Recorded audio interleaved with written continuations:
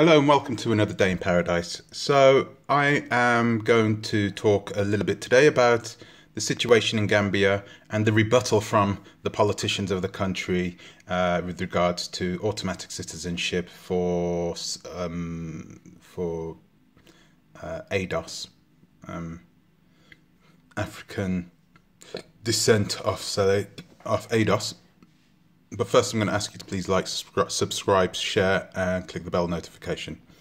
So, we have this rebuttal that happened a few days ago in the parliament in the Gambia, and I think a lot of people were surprised. A lot of people was thinking that this was going to get pushed through pretty easy. But of course, that isn't what happened.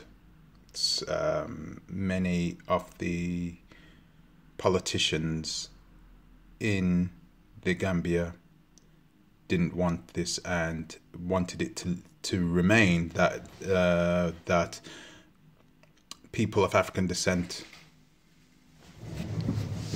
needed 15 years to become citizens of the Gambia. So, what's up with Gambia? Why do people want to move to Gambia? It's a relatively poor country, you know, and infrastructure is not the best. You have the lights going on and off all the time. I've been there a few times myself. Many years ago, actually, if I need to be honest with you, I went there some 20 years ago. It was a long time ago, since I've been to Senegal and the Gambia. So, I mean, and I liked it over there because it was my first experience of sub-Saharan Africa. So, what is attracting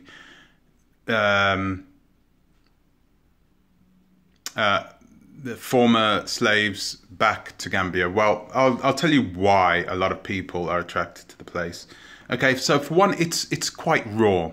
There is a lot of potential, okay, to build and to grow in that country,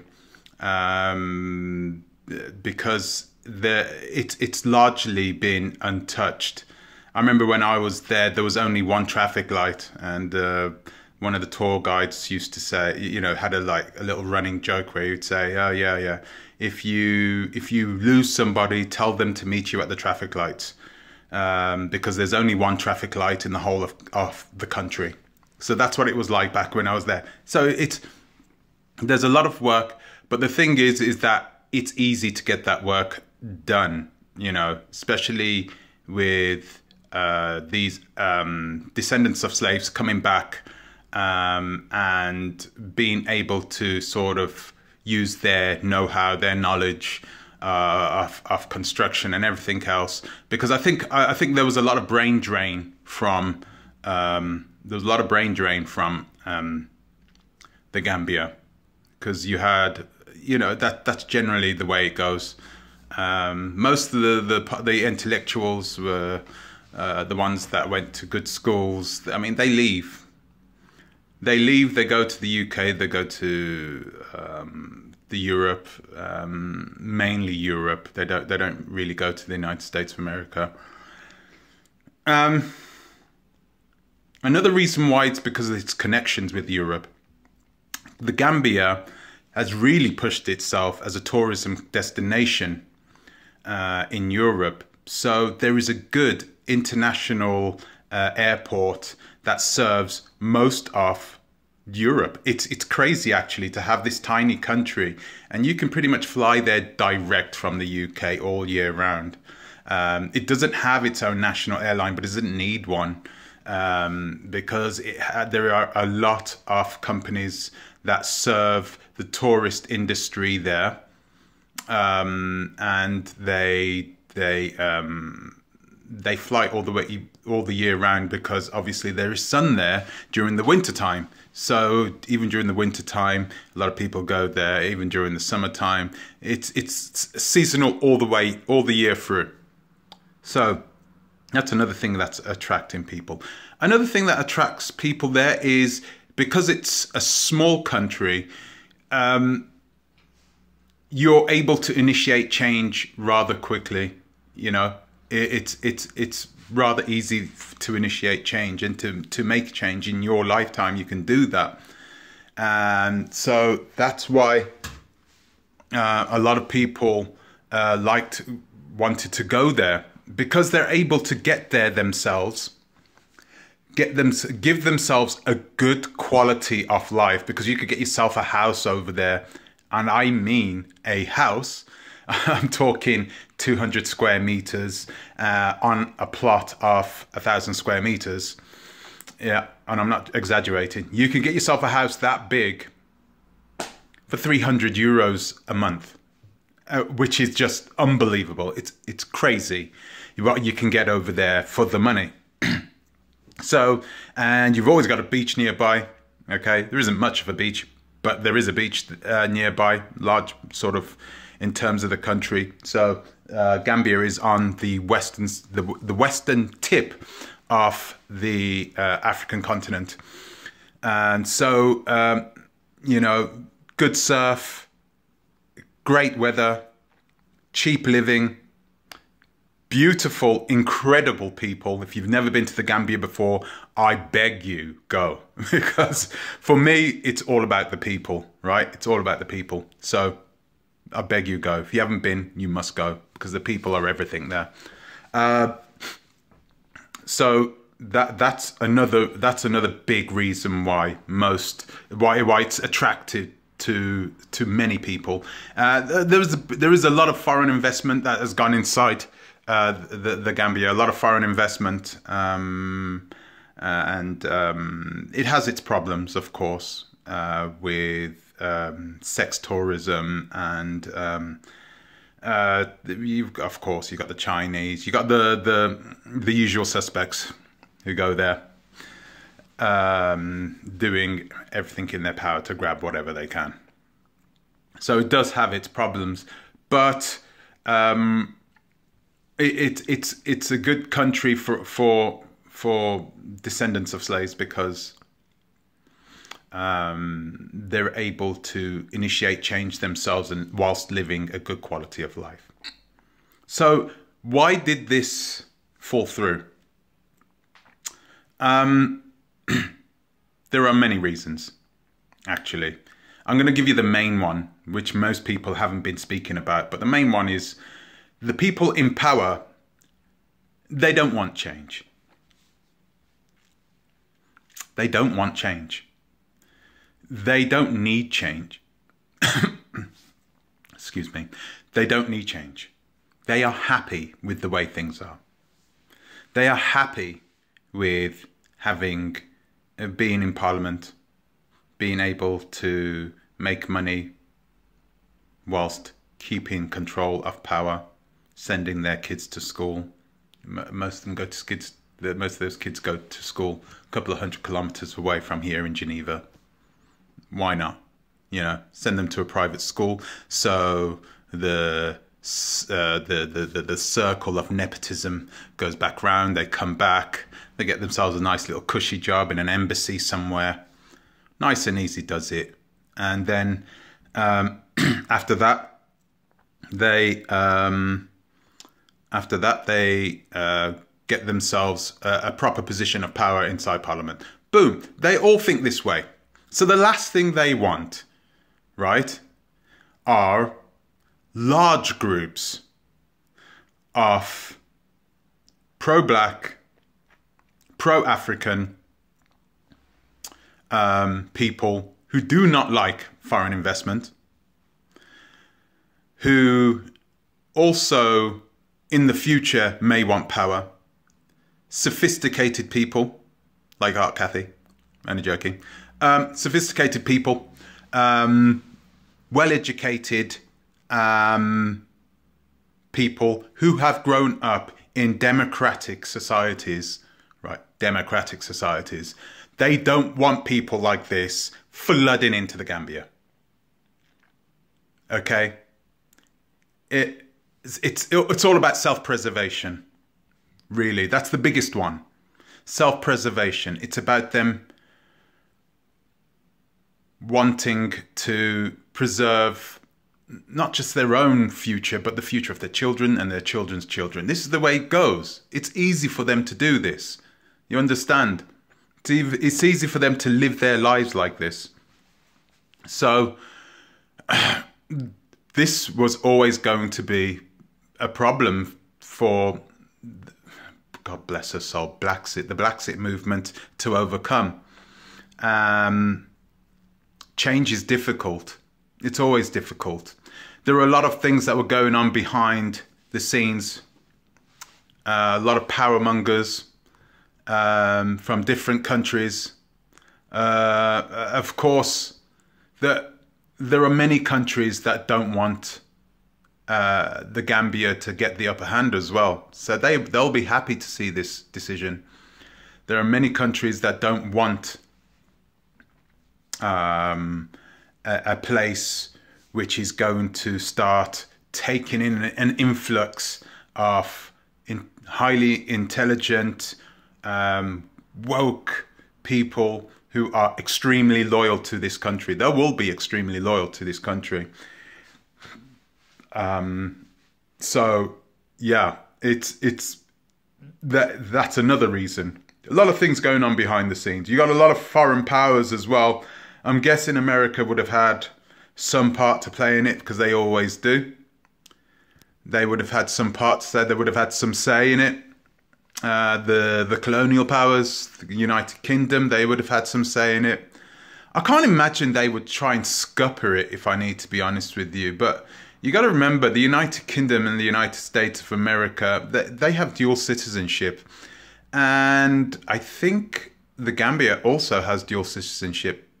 So what they don't want is people just going back, starting up the businesses, starting up their lives, and then expatriating their money to the Gambia, building up the Gambia, and not spending that money in the UK or in the United States of America. They don't want that.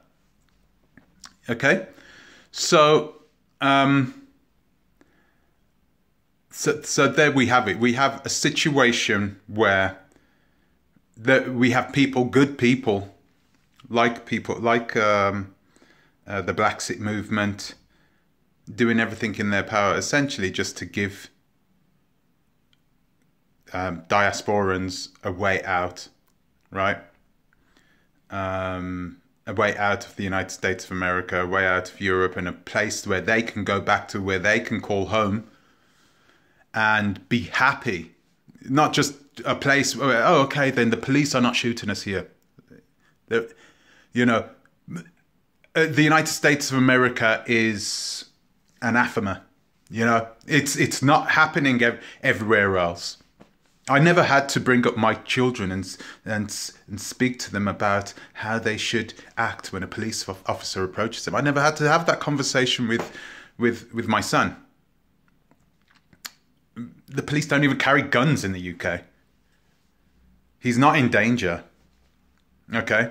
So in the United States is a different kettle of fish. And if you haven't lived there, it's going to be difficult for you to understand what they've gone through, and the wars they are constantly fighting every single day, not just in the areas which they live in. I don't know if you've ever lived in the United States before, but when I lived there, it was crazy, especially in New York. It's very segregated. The communities are very segregated. The people are segregated. It's crazy. Like, the Jamaicans only hanged out with the Jamaicans. It wasn't like black people. Monolithic group of people just getting along with each other. No, it wasn't like that. It's like Haitians. We're here. You go there, you Jamaicans. You there, African Americans. You there, you. And then they sort of got along on the fringes, but they never really gelled. You know, so people have this sort of saying that New York is a melting pot, but that's bullshit. It isn't. It's a very segregated city, typically, right? I mean, it was Dutch, wasn't it? So, back to what I was saying, the Brexit movement was trying to give some sort semblance of an escape plan for people who wanted to leave. You know, a place where they could go to and settle down and be comfortable and have the ability to focus on building not just the country, but building themselves. And yeah,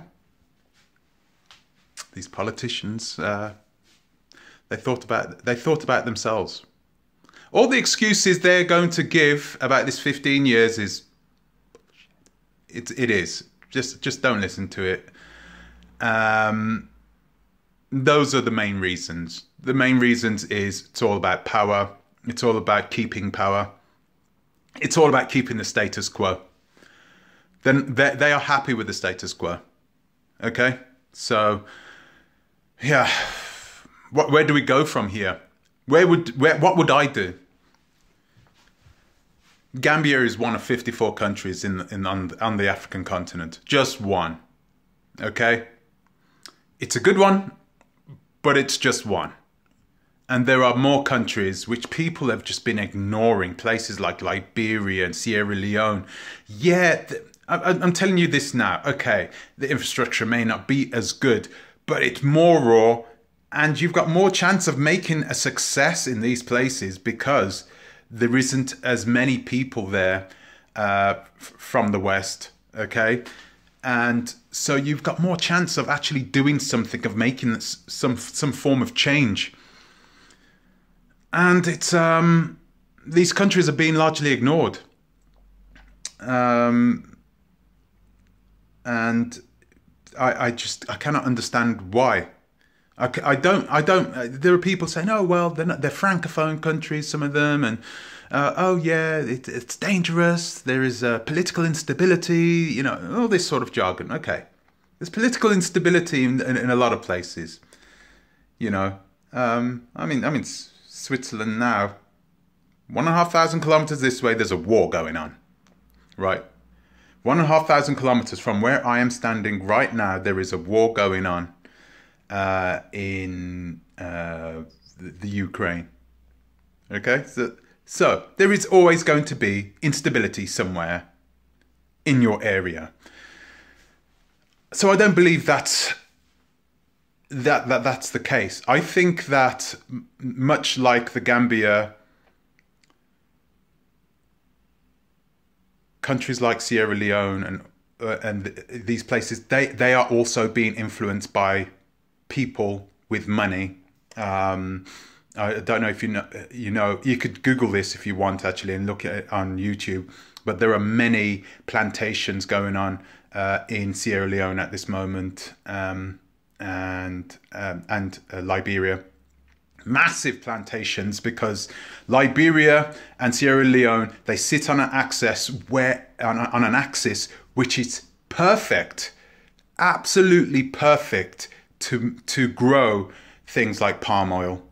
It's perfect, literally. So, matter of fact, if you go to places like Ghana, that's the same axis. If you go up north into the Upper Volta region, just the perfect soil there, okay? Except the land over there is so cheap that they can just do whatever they want with it. So a lot of Europeans are going over there. A lot of Chinese are going to Liberia, and they're going to Sierra Leone, and they're taking advantage of the situation. That's what they are doing, leaving everybody else in the lurch. There are many countries, like I'm going to go back to what I'm saying. There are many countries where you can make it where they will give, especially for African Americans. I mean, Liberia, come on. Set up by African Americans, weren't it? An African American country set up by African Americans. Proper African Americans, like descendants of slaves. So we have a country there that has been specifically designed for you by Americans. I wouldn't ignore it. There are many places where you can go. Do your research. dig down deep. Africa is bigger than just Ghana and Nigeria. Benin is an incredible country. It really is. But once again, it's being largely ignored. They're not doing anything to promote their country because a lot of those people in the country don't want the status quo to change. So anyway, I hope that Blacksit doesn't, capitulate. I hope they can continue fighting for diasporans, and I'd just like to say thank you to her anyway. I had no plans to go and live in the Gambia, but to have a woman like her, someone who is of Jamaican descent like me,